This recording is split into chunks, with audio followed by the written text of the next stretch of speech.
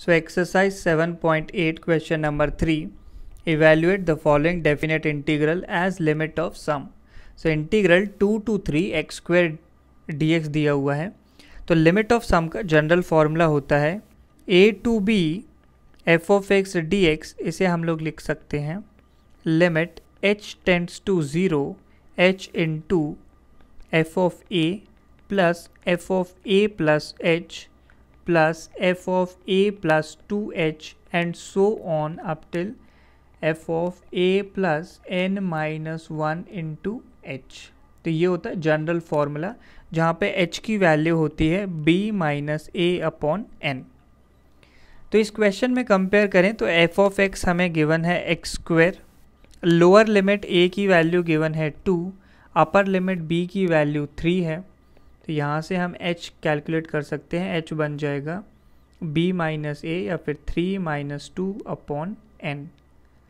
सो ये वैल्यू हो गई 1 बाय n, या फिर nh की वैल्यू हम समझ सकते हैं 1. सो अब हमें f of a plus h and so on up till f of a plus n minus 1 into h evaluate करना है. तो f ऑफ a इसका मतलब हो जाएगा f ऑफ 2. तो f ऑफ x में x की वैल्यू 2 रखी तो हो जाएगा 2 square. Next f of a plus h निकालना है, तो ये हो गया f ऑफ 2 प्लस h या फिर 2 प्लस h होल स्क्वायर.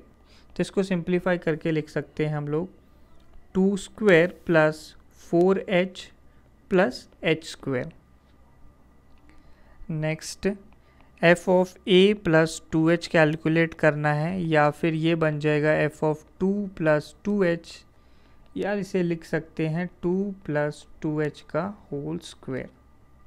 इसे सिंप्लीफाई किया तो ये आ जाएगा 2 स्क्वायर प्लस नेक्स्ट टर्म इसमें बनने वाला है 4 इंटू 2h, इस तरीके से लिख सकते हैं, प्लस लास्ट टर्म हो जाएगा 2h होल स्क्वायर. नेक्स्ट ऐसे ही हमें लास्ट में टर्म निकालना है a plus n minus 1 times into h. तो ये बन जाएगा f of 2 plus n minus 1 into h, या फिर 2 plus n minus 1 times h का होल स्क्वायर. इसे एक्सपैंड किया तो ये लिखा जा सकता है 2 square plus 4 into n minus 1 times h plus n minus 1 times h का होल स्क्वायर. तो अब इसे फॉर्मूले में सब्स्टिट्यूट करें तो बनता है integral 2 to 3 x square dx. इसे हम लिख सकते हैं limit h tends to 0 h into f of a की वैल्यू हमने निकाली है 2 स्क्वायर. फिर ये सारे टर्म्स जो लिखे हुए हैं इन्हें हम ऐड करेंगे. तो पहले टर्म से आया था 2 स्क्वायर, दूसरे से बना था 2 square plus 4 into h plus last term था h स्क्वायर. तो ये है कंप्लीट सेकेंड टर्म.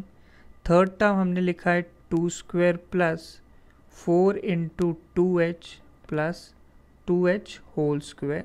ये हो गया थर्ड टर्म. और लास्ट टर्म हमारे पास ऐसे ही बनने वाला है. लास्ट टर्म आ जाएगा 2 square plus 4 into n minus 1 times h plus last term है n माइनस 1 इंटू h का होल स्क्वायर. तो ये सारे टर्म्स हमें ऐड करने हैं.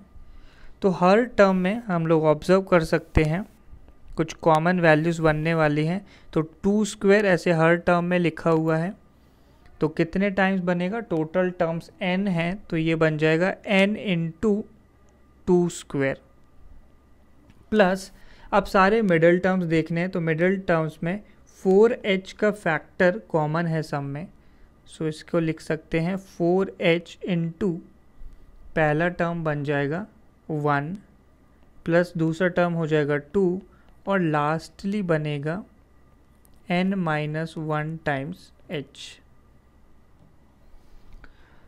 और इसी तरीके से थर्ड टर्म को देखा जाए तो है h स्क्वायर, फिर 2h का होल स्क्वायर, फिर n माइनस 1 इंटू h का होल स्क्वायर. तो h स्क्वायर कॉमन लेंगे तो ब्रैकेट में आ जाएगा 1 square plus 2 square plus 3 square up till last term आ जाएगा n-1 whole square.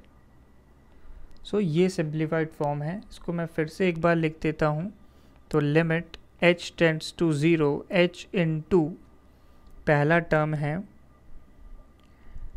n into 2 square, अगला टर्म है प्लस, तो यहाँ पे हमने 4 कॉमन लिया है तो यहाँ पे h नहीं आना चाहिए, तो ये होगा 4h into 1 plus 2 plus 3 up till n-1, और लास्टली हमारे पास टर्म है h स्क्वायर, हमने कॉमन लिया था तो ब्रैकेट में 1 square plus 2 square up till n-1 whole square दिया हुआ है। सो अब इनके हमें जनरल फॉर्मूले पता होना चाहिए। तो sum of n terms, sum of first natural n terms का फॉर्मूला होता है n into n plus 1 by 2। तो हमारे पास कितने टर्म्स हैं इस ब्रैकेट में? n-1 terms. तो n को रिप्लेस कर देंगे हम n-1 से, तो ये बन जाएगा n-1 इंटू n अपॉन 2। ऐसे ही sum of squares of first n terms होता है, उसका फॉर्मूला बनता है n into n plus 1 into 2n plus 1 upon 6। तो यहाँ पे हमें n-1 टर्म्स के स्क्वेयर्स का सम करना है। तो n-1 टर्म्स का बन जाएगा फॉर्मूला, n को n-1 से रिप्लेस करेंगे तो n-1 इंटू n प्लस 1 हो जाएगा n, और 2n प्लस 1 बन जाएगा 2n-1 अपॉन 6। सो ये सिंप्लीफाई होके बन जाएगा limit h tends to 0 h into 2 square हो जाएगा 4, so 4n plus 4h into n into n-1 by 2, last term है h स्क्वायर into n-1 into n into 2n-1 whole divided by 6। तो ये फॉर्म बन गई है। सो हमें इसे थोड़ा सा सिंप्लीफाई करना है सच दैट कि हम लोग NH की वैल्यू को 1 यूज़ कर पाएँ। तो हमें NH के फैक्टर्स इसमें क्रिएट करने हैं। तो ये बनेगा limit h tends to 0 h into, तो पहला टर्म तो 4n है, दूसरा टर्म बनेगा हमारे पास, तो ये NH लिखा हुआ है इसमें, इस NH को हम लिख देंगे 1, तो ये सिंपली रह जाएगा 2 इंटू n-1। नेक्स्ट टर्म में तो यहाँ पे हमारे पास h स्क्वायर इंटू n है, तो एक n हट जाएगा और यहाँ से एक h हट जाएगा जिसे हम NH को लिख देंगे 1, तो ये सिर्फ रह जाएगा plus h into n-1 into 2n-1 upon 6। Finally जो ब्रैकेट के बाहर h लगा हुआ है उसे हम अंदर मल्टीप्लाई करेंगे, तो ये हो जाएगा 4nh प्लस, सो ये h n-1 से मल्टीप्लाई हो जाएगा, तो ये बनेगा 2 into nh minus h plus, तो हम लोग थर्ड टर्म में h इंटू n-1 कर देंगे पहले, तो ये हो जाएगा nh माइनस h, और जो अगला ब्रैकेट है उसे बाहर वाले h से मल्टीप्लाई कर देंगे, तो ये हो जाएगा 2nh minus h whole divided by 6। अब फिर से nh की वैल्यू को रखेंगे 1, तो ये बन गया लिमिट h टेंड्स टू 0, तो पहला टर्म सिर्फ 4 रह जाएगा, दूसरा ब्रैकेट बनेगा 2 इंटू 1 माइनस h, तीसरा टर्म हो जाएगा 1 minus h into 2 minus h upon 6।